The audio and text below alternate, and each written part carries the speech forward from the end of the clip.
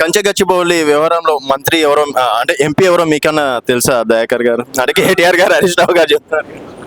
మరి ఆయన తొందరలో ఎర్రగడకు పంపించాలనో మరి విశాఖపట్నం గెలిపించాలో కానీ ఆయన అడగండి కలిస్తే ఎవరా ఎంపీ అని. రేపైనా ఎల్లుండి అయినా చెప్తాడు. ఆ చెప్పినాటికి ఒక అంతు పొంతు ఏముండదు, అదే నిరాధారమైన ఆరోపణలు చేస్తాడు. ఇప్పుడు మన బ్రహ్మానందం స్టేట్మెంట్స్ అయిపోయినాయి, ఆయన జోక్ అయిపోతుంది. ఆయన మాట్లాడేది ఎంత సీరియస్ అయినా జోక్ అయిపోయిన పరిస్థితి కాబట్టి పిటి. అంటే త్వరలో ఇప్పుడు కేబినెట్ విస్తరణ ఎప్పుడు జరగబోవచ్చు, పిసిసి కార్యవర్గం ఎప్పుడు జరగబోవచ్చు అనుకోవచ్చు? ఎందుకు ఎన్ని రోజులు పెండింగ్ పెడుతున్నారు? అది నేను చెప్పలేను కానీ, క్యాబినెట్ విస్తరణ ఎప్పుడు అనేది చెప్పలేను కానీ అది చెప్పలేము.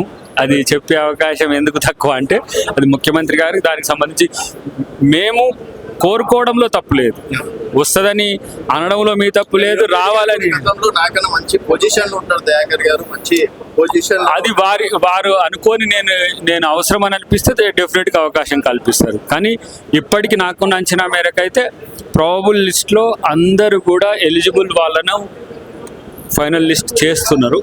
అది ఎప్పటికి డిక్లేర్ చేస్తారో ముఖ్యమంత్రి గారికి, ఏఐసిసికి తెలుసు. కానీ దాంట్లో ఉంటే మంచిదే, లేకుంటే మళ్ళీ ఏం బాధపడేది ఏం ఉండదు. ఇప్పుడు ఏదో దాని కొరకే పని చేస్తున్నట్టు ఏముండదు. కానీ డెఫినెట్గా యువతకు లేకపోతే తెలంగాణ ఉద్యమకారులకు పార్టీ ఐడియలిస్టులకు ఉండాలనేది అంటే చాలా మంది మీ వాళ్ళే తమ్నైల్స్ పెడుతున్నారు, మాకు వస్తుందని చెప్తుండ్రు, ఇట్లా అని చెప్తుండ్రు, ఈ రకంగా వస్తుందా, వస్తే మంచిది, రాకపోతే మళ్ళీ వచ్చేదానికి కొట్లాడే ప్రయత్నం చేస్తాను తప్పితే పార్టీ బలోపేతం కావడం, పార్టీ మరొకసారి అధికారంలోకి రావడమే మా లక్ష్యం. అంటే మరోసారి కూడా కాంగ్రెస్ పార్టీ వస్తుందా అని చెప్పేసి అనుకుంటున్నారా?